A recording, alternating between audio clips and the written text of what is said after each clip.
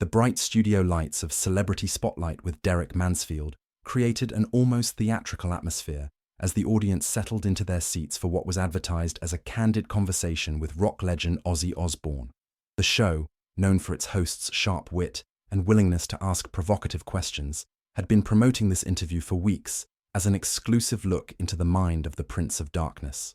Derek Mansfield, a slick-talking host in his early 40s with perfectly styled hair and an expensive suit, had built his career on creating viral moments through confrontational interviews. His approach was simple: invite celebrities on the show, then ambush them with uncomfortable questions about their past mistakes, scandals, or controversies. The resulting awkward moments and defensive reactions had made him famous and wealthy, but they had also earned him a reputation as a ruthless opportunist who cared more about ratings than human dignity. As Ozzy walked onto the set, looking surprisingly dignified in a well-tailored black suit, the audience erupted in applause. At 74 years old, he moved more slowly than in his younger days, but his presence still commanded attention. His famous cross necklace glinted under the studio lights, and his eyes, though showing the weariness of age and hard living, retained the spark that had captivated audiences for over 5 decades. If you're enjoying this intense story, please subscribe to our channel and hit that like button. It helps us bring you more incredible moments from entertainment history. Ladies and gentlemen, Derek announced with his trademark megawatt smile, please welcome the legendary Ozzy Osbourne. The audience's enthusiasm was genuine, a mix of longtime fans and curious viewers who had come to see the infamous rocker in person.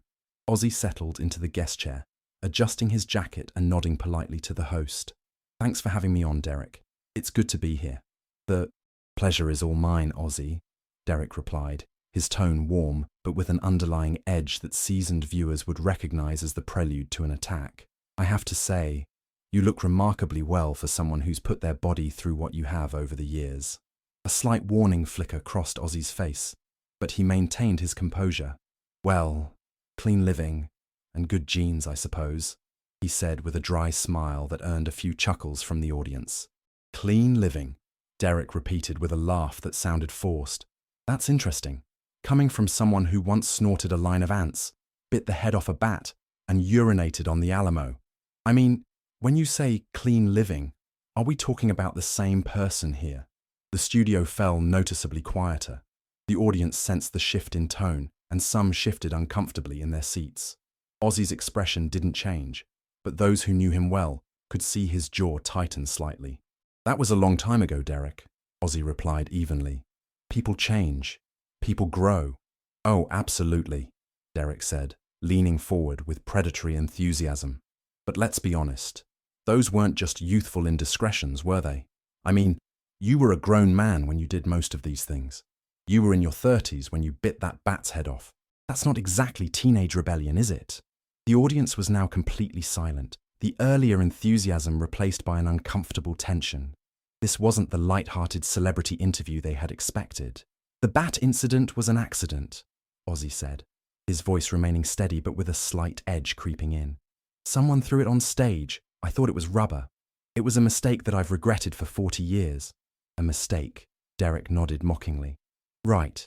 And what about the time you challenged your guitarist to a contest to see who could drink their own urine? Was that also a mistake? Or the time you defecated in an elevator? Or when you tried to strangle your wife while blacked out on drugs? Each question hit like a physical blow. The audience was now visibly uncomfortable, with several people looking away or checking their phones. This had gone far beyond entertainment into something that felt cruel and exploitative. Ozzy took a deep breath, his hands clasped tightly in his lap. Derek, I'm not proud of those things. I've spoken openly about my struggles with addiction, about the terrible things I did when I was using. I've made amends where I could. I've gotten sober, and I've tried to use my experiences to help other people. Help other people? Derek's voice dripped with sarcasm. By doing what? By showing them that you can act like an animal for decades and still end up rich and famous. What kind of message does that send to kids?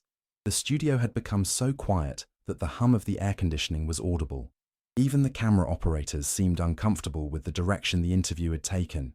You know what message it sends? Ozzy replied, his voice growing stronger. It sends the message that no matter how far you fall, no matter how badly you mess up your life, you can still find your way back. It sends the message that addiction is a disease, not a moral failing, and that recovery is possible. Oh, please, Derek scoffed. Spare me the redemption narrative. You're sitting there in your expensive suit, talking about helping people. But let's not forget what you really are. You're a drug addict who got lucky, who happened to have enough talent to make millions of dollars, despite being completely out of control for most of your adult life. The audience gasped audibly at this attack. Several people in the front row looked shocked, and a few started to boo before catching themselves. Ozzy sat perfectly still for a moment, his eyes never leaving Derek's face. When he finally spoke, his voice was quiet, but carried a weight that made everyone in the studio lean forward to listen. You want to know what I really am, Derek, he said slowly. I'm a man who was born into poverty in Birmingham, England. My father worked in a steel mill. My mother cleaned houses. We had nothing. I left school at 15 because my family needed money, and I worked in a slaughterhouse, killing cattle for £2 a week. Derek's smug expression began to falter as Ozzy continued, his voice gaining intensity. I turned to music because it was the only thing that made sense in a world that seemed designed to crush people like me. And yes, I turned to drugs and alcohol because the pain of feeling like I didn't belong anywhere was more than I could handle. I made terrible mistakes, hurt people I loved, and nearly destroyed myself in the process. The studio was completely silent now, the audience hanging on every word. But you know what else I am, Derek? I'm a man who's been married to the same woman for over 40 years. A man who raised 3 children, who grew up to be decent human beings, despite having a father who was fighting demons they couldn't understand. I'm a man who's donated millions of dollars to charity, who's visited sick children in hospitals, who's used his platform to raise awareness about mental health and addiction. Ozzy leaned forward, his eyes blazing with an intensity that made Derek unconsciously lean back. I'm also a man who's been sober for over a decade, who goes to therapy regularly, who takes responsibility for his past actions, and who works every day to be better than he was yesterday. So, tell me, Derek, what are you? The question hung in the air like a challenge. Derek's face had gone pale, his earlier confidence completely evaporated. I'm a talk show host, Derek stammered. No, Ozzy said firmly. You're a man who makes his living by humiliating other people. You're someone who takes the worst moments of people's lives and uses them for entertainment. You're a person who builds himself up by tearing others down.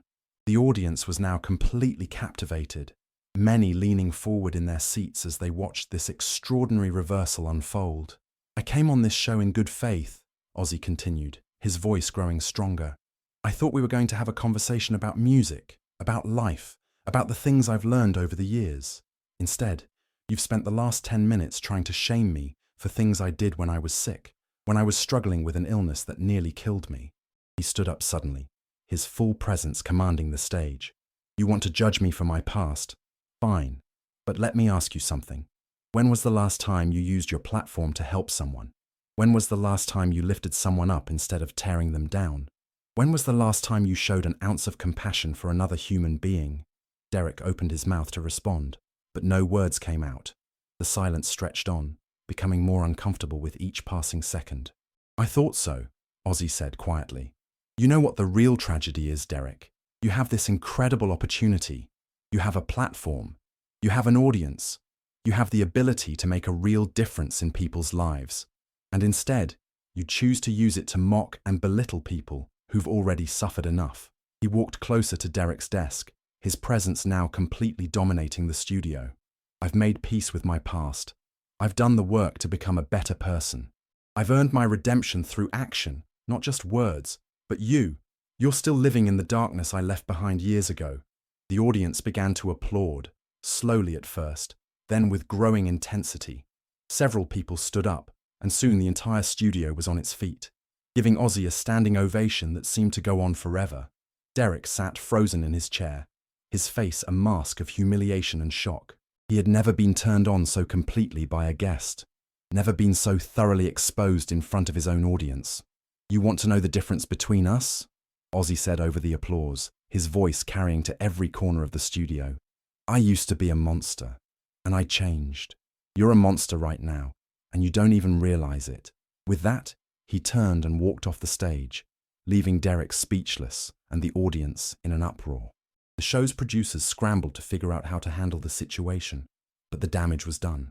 In less than 15 minutes, Ozzy had completely destroyed Derek's reputation and exposed him for what he really was. The clip went viral within hours. Social media exploded with praise for Ozzy's dignified but devastating response to Derek's attacks. "Ozzy Destroys Derek" became the top trending hashtag worldwide, and the video was shared millions of times across all platforms. "That's how you handle a bully," wrote one Twitter user. "Ozzy just gave a masterclass in dignity and strength. I've never been a heavy metal fan, but after watching this, I have nothing but respect for Ozzy Osbourne," posted another. The way he turned that around was incredible. Meanwhile, Derek's reputation was in free fall. Sponsors began pulling their support from his show, and calls for his cancellation grew louder by the hour. Entertainment industry insiders who had long disapproved of his tactics felt vindicated, and several celebrities publicly praised Ozzy for finally calling out Derek's behavior. The show's network was in crisis mode. Within 48 hours, they announced that Celebrity Spotlight with Derek Mansfield would be taking a hiatus to reevaluate its format and approach. Everyone understood this was corporate speak for cancellation. Derek himself seemed to disappear from public view entirely. His social media accounts went dark, and he was notably absent from the industry events where he had once been a regular presence. Sources close to the situation suggested he was in discussions with his agents about possible career pivots, but no one was optimistic about his prospects. 3 weeks after the interview, Ozzy appeared on another talk show, this time with a host known for respectful, thoughtful interviews. When asked about the Derek Mansfield incident, his response was characteristically gracious. "I don't take any pleasure in what happened," he said. "I hope Derek learns from this experience and becomes a better person. We all deserve the chance to grow and change, but I also hope that moment serves as a reminder that everyone has a story, everyone has struggles, and everyone deserves to be treated with basic human dignity." The host nodded thoughtfully. "You seem to know exactly what to say in that moment. Was that something you had prepared for?" Ozzy smiled sadly. "I've been dealing with people trying to define me by my worst moments for 50 years. At some point, you learn that you have two choices. You can let them keep you trapped in your past, or you can show them who you really are. I chose to show them who I really am. And who is that? Someone who's made mistakes, learned from them and is trying to do better. Someone who believes in second chances because I needed so many of them myself. Someone who thinks that how we treat each other, especially when someone is vulnerable, says everything about who we are as people." The interview continued in this thoughtful vein, with Ozzy sharing insights about addiction, recovery, family, and the importance of mental health awareness. It was everything his previous interview should have been: respectful, illuminating, and genuinely helpful to viewers who might be struggling with similar issues. The contrast between the two interviews became a case study in journalism schools about the difference between exploitative and meaningful media. Derek's approach was held up as an example of everything wrong with modern celebrity culture, while the follow-up interview was praised for its depth and humanity. 6 months later, Derek Mansfield surfaced with a public apology that many viewed as too little, too late. He acknowledged that his interview style had been unnecessarily aggressive, and that he had lost sight of the human beings behind the celebrity personas. He announced that he was entering therapy and taking time to reflect on his behavior. While some applauded his apparent change of heart, others remained skeptical. The entertainment industry can be forgiving, but it also has a long memory, and Derek's reputation never fully recovered from those 15 minutes when Ozzy Osbourne held up a mirror and forced him to see exactly who he had become. The incident became part of rock and roll folklore, but more than that, it became a powerful reminder that everyone, no matter how famous or successful, deserves to be treated with dignity and respect. It showed that redemption is possible for those willing to do the work, but that using someone's past struggles as entertainment is never acceptable. Ozzy, meanwhile, continued touring, recording, and advocating for mental health awareness. The respect he earned from his handling of the Derek Mansfield situation opened new doors for him to share his story in meaningful ways, helping countless people who were struggling with addiction, mental health issues, or simply feeling like they didn't fit in. In interviews years later, when asked about his most proud moments, Ozzy would often mention not just his musical achievements, but that day when he stood up for himself and, by extension, for everyone who had ever been judged solely by their worst moments.